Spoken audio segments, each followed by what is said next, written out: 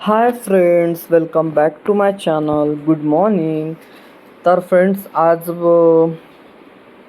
सकाळी सकाळी किचनपासून सुरुवात होत आहे, कारण जे बेसिक कामं असतात ते झाली. इथे आंघोळ वगैरे सगळं व्हायचंच आहे. सगळ्यात आधी मी इथे आता नाश्त्याचं करते म्हटलं, तर इथे नाश्ता बनवायला घेतला आहे आणि तुमच्यासोबत पण शेअर करणार आहे मी आज की ब्रेकफास्टमध्ये काय बनवणार आहे. तर आजचा ब्रेकफास्ट आणि लंच सगळं हेच होणार आहे, कारण भरपूर क्वांटिटीमध्ये बनवलं आणि असं काय बनवलं की ते सकाळ दुपारपर्यंतच चालते.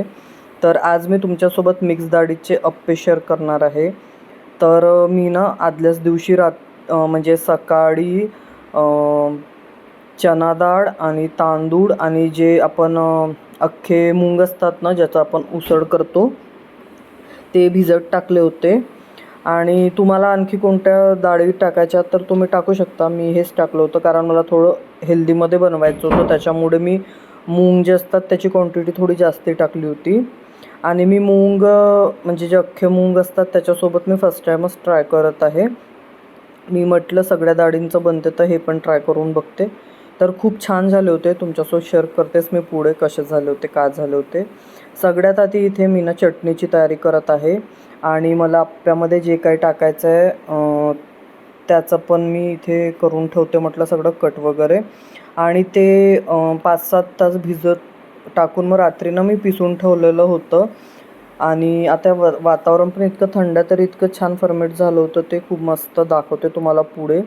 तर इथे मी आप्प्यामध्ये टमाटर, कांदा, कोथिंबीर, हिरवी मिरची आणि गाजर टाकणार आहे, कारण माझ्याकडे एक गाजर शिल्लक उरलेलं होतं त्याच्यामुळे. आणि तुम्हाला आणखी दुसऱ्या कुठल्या भाज्या जर ॲड करायच्या असेल तर तुम्ही करू शकता, कारण हे अशा वस्तू आहे की याच्यामध्ये आपल्याला जे टाकून घ्यायचं आहे ते आपण टाकू शकतो. तर मी एवढंच सगळं टाकणार होते.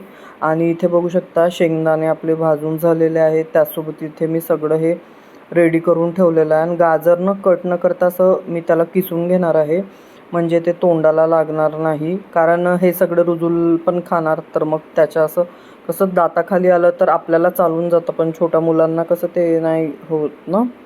त्याच्यामुळे मी ते गाजर किसून घेणार आहे आणि बाकी सगळं बारीक बारीक कट करून घेणार आहे. आणि इथे 1 टमाटर आणि 2 कांदे घेतले होते. कांद्याची क्वांटिटी थोडी जास्ती ठेवली आहे. त्यासोबत इकडे शेंगदाणे मस्तपैकी भाजून झाले आहे. नारळ आणि शेंगदाण्याची चटणी करणार आहे छान अशी. तर मी ते कढईमधून एका प्लेटमध्ये काढून ठेवून दिले शेंगदाणे, कारण कढई कशी गरम असते ना, मग ते करपल्यासारखे होतात त्यामुळे. इथे बघू शकता किती बारीक बारीक कांदा वगैरे कट करून घेत आहे मी. तर असं बारीक कट केलं तर त्याच्यामध्ये छान वाटते प्रत्येक घासाला, जेव्हा आपल्या तोंडामध्ये येतं एक एक काहीतरी तेव्हा. आणि मग अप्प्याचं करायला घेते. हे गेले होते शॉपमध्ये खाली, मला दही पाहिजे होतं त्याच्यासाठी. तर मी तेच आता दार उघडायला गेली होती. तुम्हाला दिसत असेल इकडे पिशवी ठेवलेली आहे. तर इथे हे सगळं कट करून घेतलं आणि हे बघू शकता, तुम्हाला दाखवत आहे मी किती छान फर्मेट झालेलं आहे. असं चमच्याने करून बघितलं. मलाच वाटत नव्हतं, म्हणजे मला आधी वाटत होतं की नाही होणार, कारण वातावरण खूप थंड आहे आता सध्या, पाऊस आहे त्यामुळे. पण हे खूप छान झालं होतं. मग याला असं छान फेटून घेतलं एका डायरेक्शननी. आणि आता यामध्ये मी थोडी हळद, चवीपुरतं मीठ आणि अख्खा जिरा टाकणार आहे, बाकी काही नाही. आणि ते सगळं टाकून पण याला एका डायरेक्शनने छान असं फेटून घेणार आहे. फेटल्यामुळे कसं ना, पीठ आपलं थोडं हलकं होते आणि मग जे पण आपण बनवतो ना ते थोडंसं असं छान सॉफ्ट वगैरे होते त्याच्यामुळे. तर इथे आता हे सगळं टाकून दिलं आणि याला आता बघा एकाच डायरेक्शनने छान असं फेटून घेतलं, पूर्ण मिक्स करून घेतलं आहे. आणि हे जे काही कट करून ठेवलं आहे हे सगळं टाकून देते. मिरचीची क्वांटिटी मी कमीच टाकली होती, कारण तिखट नको व्हायला. मग मी चटणी तिखट केली होती, कारण अप्पे तर उजूल खाईल, पण चटणी त्याला काही देणार नाही आम्ही त्याच्यामुळे. पण त्याने नंतर ना चटणीसोबत पण टेस्ट केलं होतं आणि चटणी इतकी तिखट होती तुम्हाला काय सांगू. पण त्याला एवढं काय फरक पडत नाही तिखटचं, कारण मी त्याला सुरुवातीपासूनच तिखटची थोडी सवयच लावली आहे. मग ते एकदा आपण जर तिखट म्हणजे नाही दिलं ना, तर मग ते तशीच सवय लागते. त्याच्यामुळे मग थोडं तिखटाची सवय लावलीच आहे. आणि सगळ्या भाज्या आता बघू शकता त्याच्यात टाकून मिक्स करून ठेवून दिले का साईडला. ते सगळं मिक्स करून एका साईडला ठेवलं. नाही तर इकडे चटणी करायला घेत आहे. तर इथे बघू शकता शेंगदाणे घेऊन घेतले मी. त्याचसोबत हे किसलेलं जे सुकं खोबरं असते ते माझ्याकडे असतेच ठेवलेलं, कधी पण चटणी बनवायची असली तर.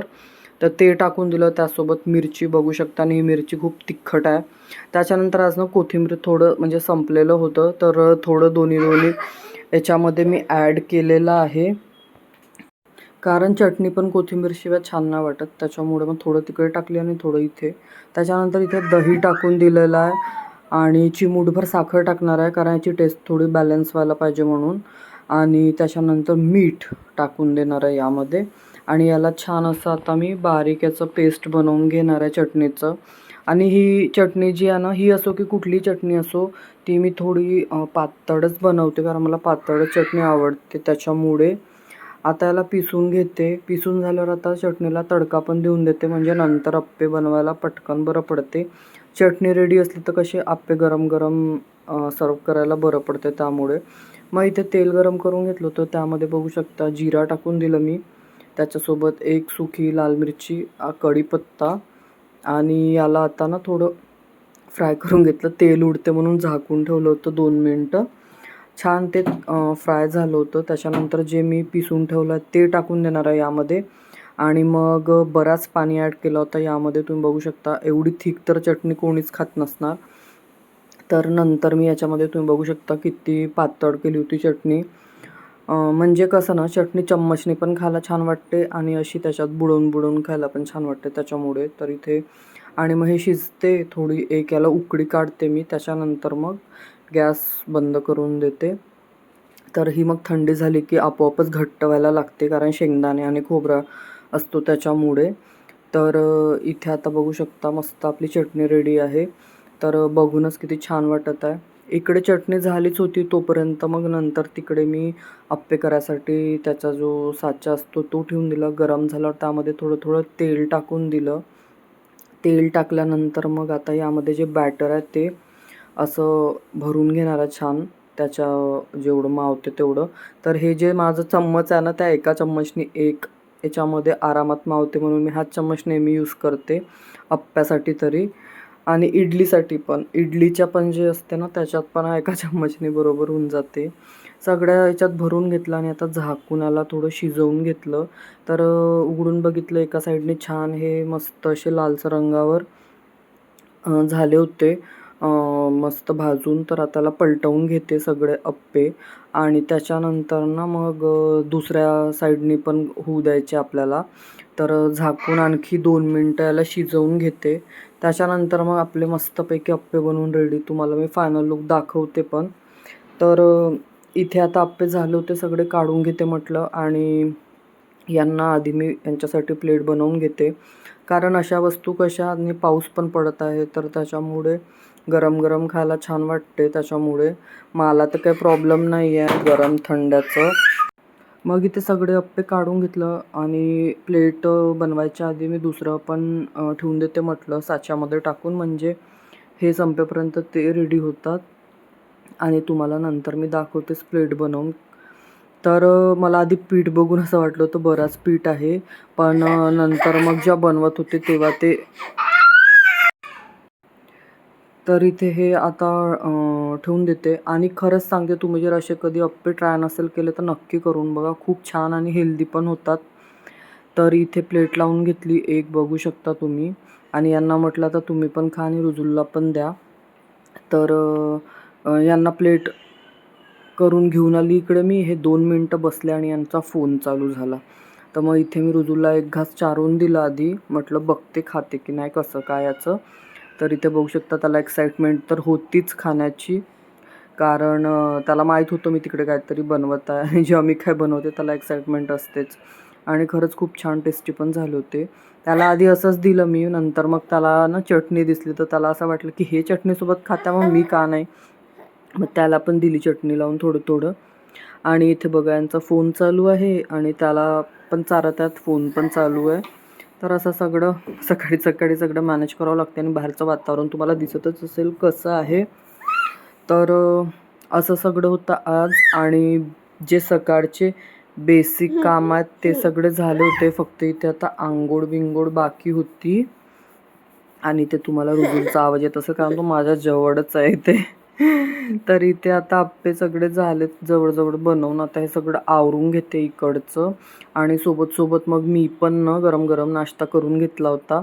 कारण मग मी विचार केला आता बनवत आहे मग रिकामं वेळ आहे तर त्याच्यात काय करायचं, ते बनवून घेतलं आणि खाऊन पण घेतलं. त्याच्यानंतर मग मी आंघोळ वगैरे केली आणि मग शूट नाही केलं काहीच. फक्त आता इथे ना बेड थोडं क्लीन करायचं बाकी होतं. कारण आपण झाडतो वगैरे तर इथे ना खूप धूळ उडते, रोजच हे क्लीन करावं लागते. तर असा होता आजचा हा व्लॉग आणि तुमच्यासोबत मस्त अशी रेसिपी शेअर केली मी. तर कशी वाटली नक्की कमेंटमध्ये सांगा. आवडलं तर एक लाईक करायला विसरू नका. तर चला फ्रेंड्स, भेटू आपण उद्याच्या अशाच एका व्लॉगमध्ये. तोपर्यंत बाय, टेक केअर. बेड तर पुसते आणि त्याच्यासोबत हे खिडक्या वगैरे पण पुसावेच लागतात कारण त्याच्यावर पण धूळ उडते आणि कसं रुजूल नाही ते खेळते खिडकीमध्ये किंवा कधी बेडवर इकडे असलो तर त्याच्यामुळे ते सगळं क्लीन ठेवावंच लागते. तरी ते सगळं क्लीन करून घेतलं. चला भेटू नंतर, तोपर्यंत बाय.